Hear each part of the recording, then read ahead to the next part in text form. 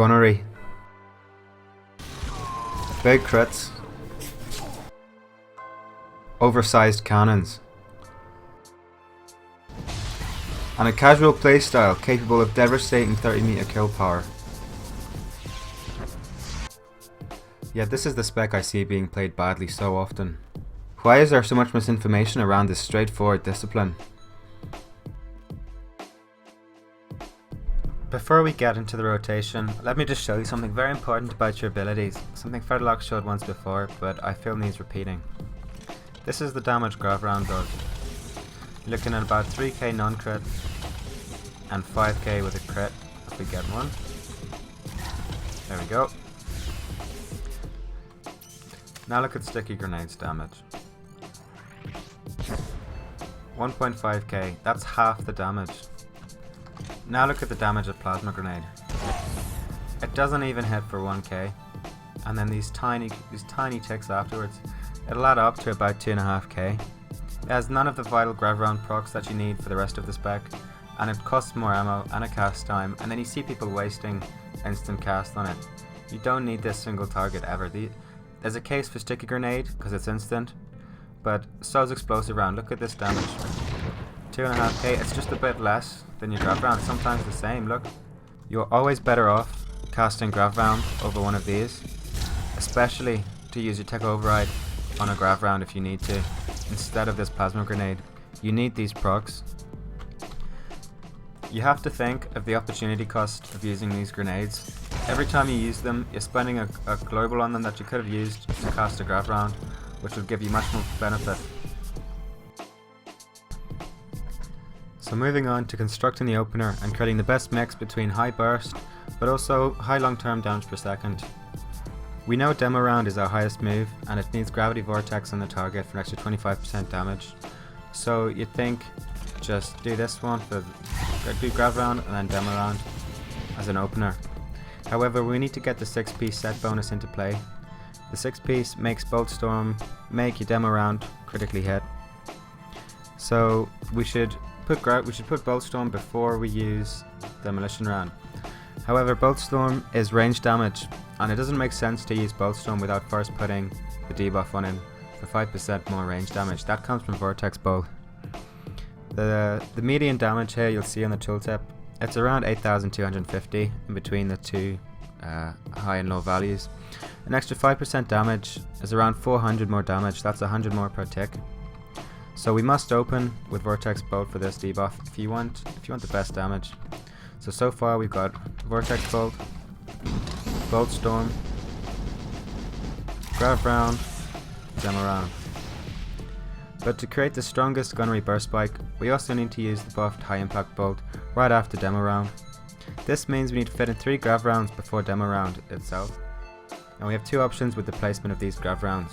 So we put 1 Grav Round before this first Bolt Storm and waste a cooldown reset without first putting it on cooldown in the first place, or put all 3 Grav Rounds after Bolt Storm.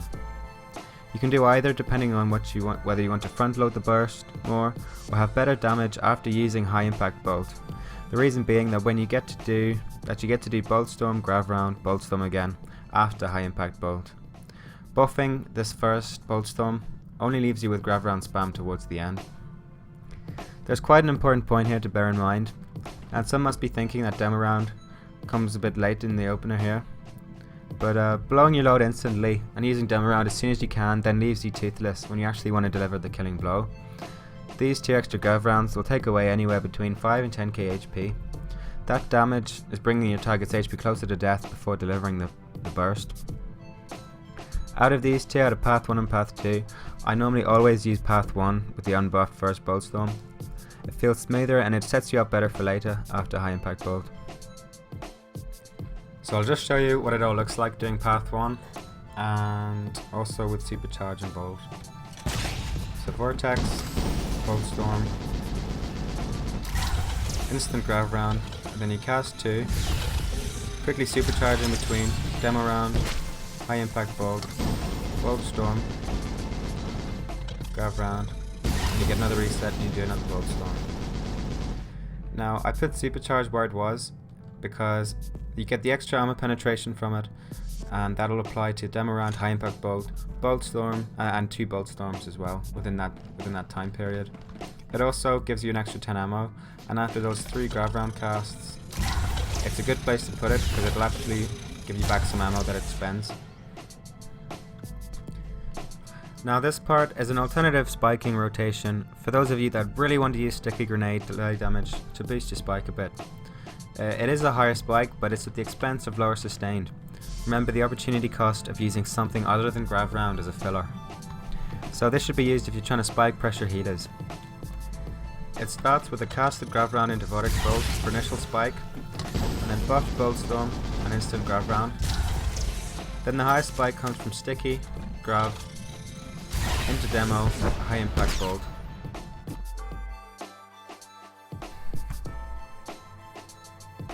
So you've done your opener, you've chosen one of the 3 depending on the situation, and now what you do. So firstly, you never use your Demo Round on someone without having put Grav Round on them first. You need the Gravity Vortex on it.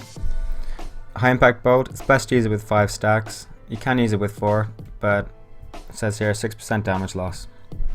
If Grav Round's interrupted, don't turn into a statue. You gotta be prepared for that. And so you've got Explosive Round, Hammer Shot, and Charged Bolts as a replacement. Try to reset Bolt Storm as often as you can. You should never see it come off cooldown naturally during a fight. And lastly, Supercharge. Don't get 10 stacks and then leave it there unused. It's a boost to your DPS to use it. Moving on to the rest of the discipline's features. So charged barrel stacks, these purple ones, we either spend them on High Impact Bolt to increase its damage, but if you need the heals, it's gonna double the healing of Med Probe. It turns it into something pretty powerful, which makes you a pretty good off healer.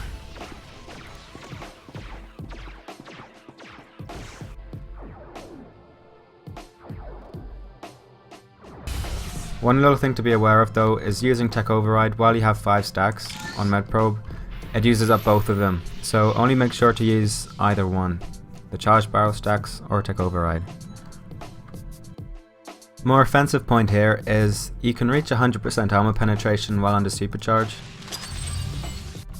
You get 35% from the cell, 20% from Grav Round Sunder, 15% while under Supercharge, and from the passive skill in Commandos, Target Lock, Bolt Storm and High Impact Bolt get 30% extra armor penetration. So with just those two abilities you can get to 100%, which is the same as a Combat Sentinel, so it's you and them that can do the most to bring a tank down. One more thing defensively, Diversion turns into an absorb spell in Gunnery, and it'll absorb 5 direct force and tech attacks. It's very powerful if timed right, particularly against advanced prototype Pyrotechs, concealment operatives and lightning Sorks. You'll see here in this fight I used it just as his grenades are about to go off, and I ended up finishing the fight with basically losing no health at all. The utility choices are largely the same as Assault, although Gunnery doesn't need anywhere near as much ammo as Assault, so these aren't very helpful for the energy on CC and also improving your emergency ammo. Charged Barrier though is a good choice compared to Assault because you keep it up much easier with Grav Round. I would definitely take this, it hardens you up. I take this one too for Gunnery, Tenacious Defense for more frequent knockbacks and stunbreakers, and then the extra distance actually does make a difference, but more importantly still is the Stuck Strike route. It gives you options you don't get normally. Watch here as I'm kiting him around the corner and I read him in place and then line of sight and heal up again. Little things like that you gotta think of. The increased duration of Hold the Line is still one of the best things you can take in the middle tier. But then for the second choice, it's a toss up between Combat Shield, which has more value in Gunnery since you have to cast a lot. It makes you immune to interrupts. But you can choose Med Zone as well, which makes you more of a bunker when you've got your shield up and much easier to keep alive. This 20% extra also does affect Warzone med packs too. It'll increase the healing they do. Forced March is still the holy grail in Heroic. You shouldn't play without this one. It makes a massive difference. Second choice, I'll leave that up to you. It creates too much arguing for me to tell people what to do here. Since the choices are very good between overclock, reflexive shield, and shock absorbers. Try them all. I haven't even made my mind up permanently yet, and I don't think I ever will, but reflexive shield is my favourite choice.